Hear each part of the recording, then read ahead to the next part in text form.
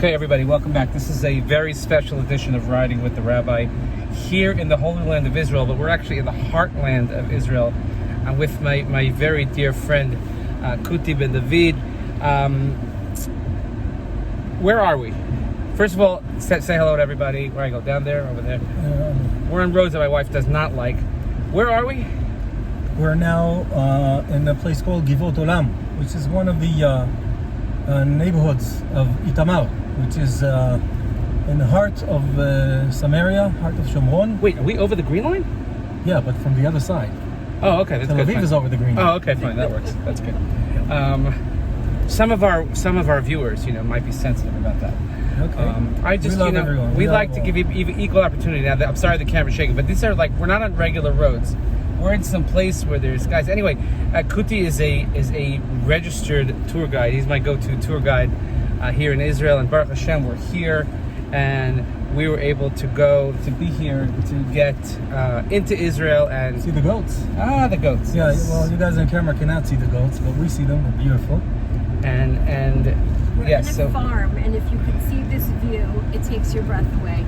Maybe we could turn the camera a little bit. Yeah, I'm driving. I'm gonna focus on the road here. All right. But okay, so Kuti, where do you live? I live in Ofra. Tell us about your family.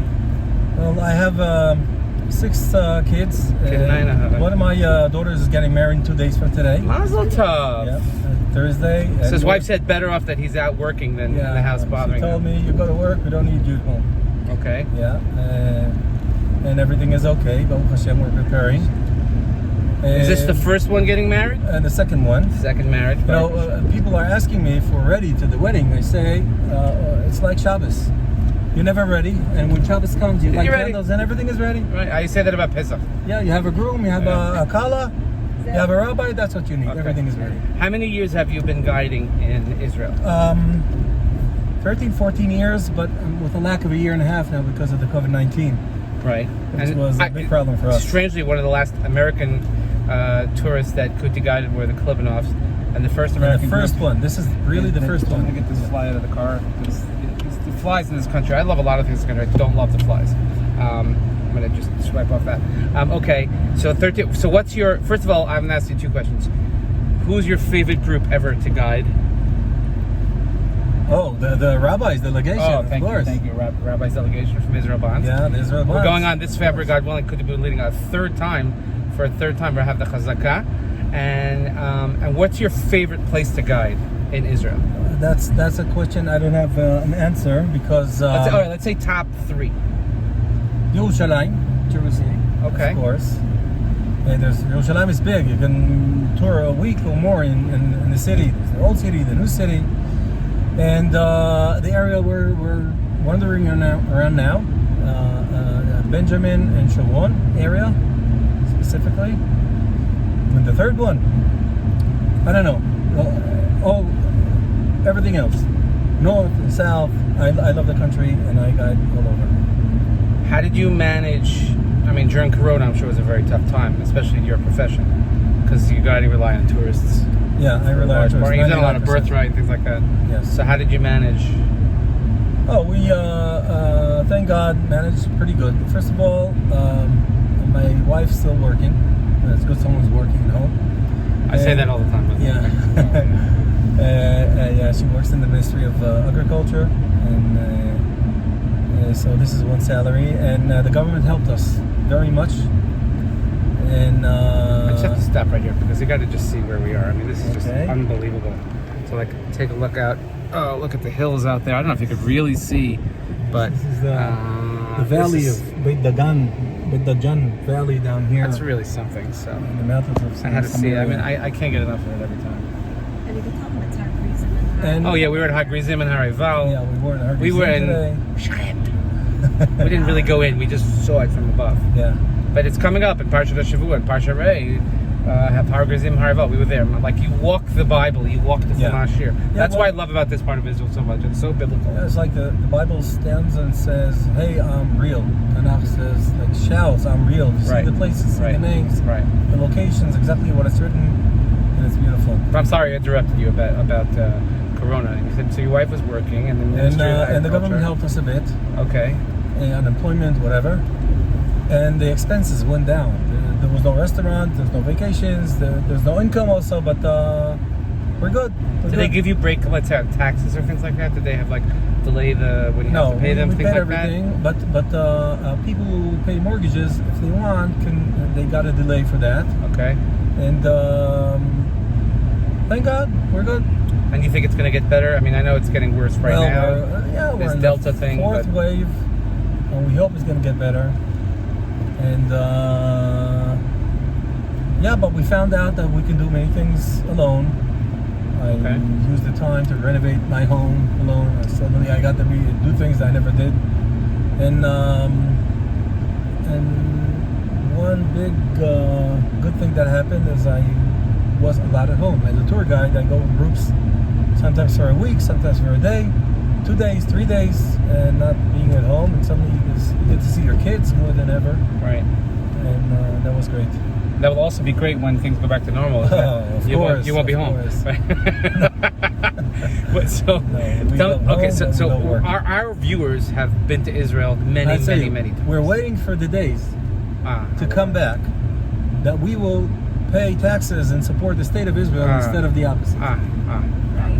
So the people who watch the 7 people who watch this have all been to Israel many times. Yes. If you had to make a recommendation, let's say somebody's been to Israel so many times, been to Yerushalayim, been to Tel Aviv, been all over, done all the trips, like what's something you would recommend for somebody to go check out or to see, or maybe to see in a different way that they haven't seen before? What would you have a recommendation? Well, I can tell you one thing. When you Wow, this is a bumpy road. let's say you go to City of David, which is like a very common place, everyone goes there. Right. If you go with me, and the day after you go with my friend, a colleague, you're going to hear a different angle of the same site with the same facts, different angle. So it depends who you go with, but you're going to get a different tour. And often the bean track, there's areas that many people go to, like we did today. Oh yeah, I can attest to that. And that's a different world. It's a different Well, first area, of all, the City of David, you have connection because you're been to David. Yes. Oh, So yeah, obviously, of course. we saw today. I was in places that, well, and those who know my wife doesn't like. She doesn't like going up on roads that are not, whatever, paved or See the sign things. over there? Yeah. I'll explain later. Oh, Judge Gidon. So we're going down there, though, right? Yeah. So like we're going up the side of a mountain now. She's not thrilled about this right now. Shemesh B'Kivon.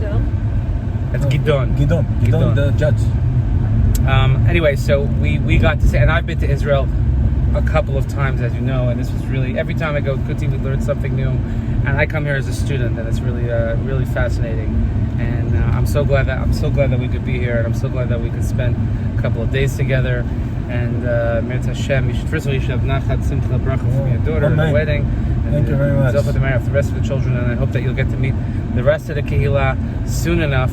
And again, we wanted to do a special edition here from Israel, here from the whole of the center. We're mamish in the center of the country, in the very, very middle. As I'm on this hill, I'm overlooking. I can see all the buildings of Shechem, what's called the Nablus, and I can see Har Grizim in front of me, Har Eval over there, and it's really spectacular. Let me see if I can. Try. Can I flip? No, I can't flip the screen while I'm doing this, but I could do this. Yeah, Har Bracha. We spent time with Rav Lavid. I don't know if I could really see it, but whatever you can. I'm sorry, but this is like very low tech. And then soon, if I was high tech, I would flash your number across the bottom of the screen and say like, call Kuti, email Kuti, Katriel Ben David. Sam, what's the parsha this week?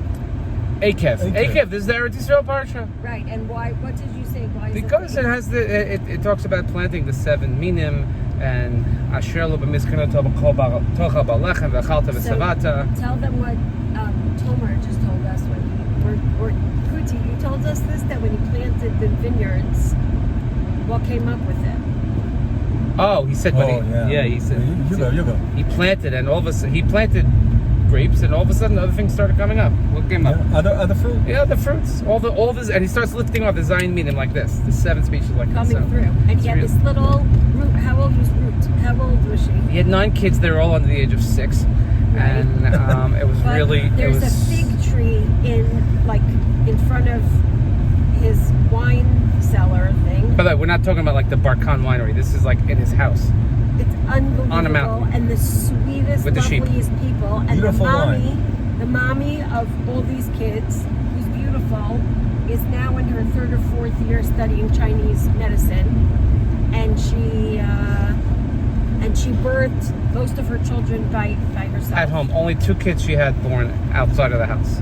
1 kid was born during the Seder. She stopped during Magid, I'll be right back, had a baby, came back. Yeah. No joke. The idea is that you feel, you get the sense, or you get the feeling that the land feels us and accepts us. Oh. And suddenly the fruit is amazing. The areas that were empty, bare mountains, suddenly with a lot of work, hard work, but the feedback is an amazing feedback. People feel that the land just feels them and gives them the best fruit and the best quality of everything they do.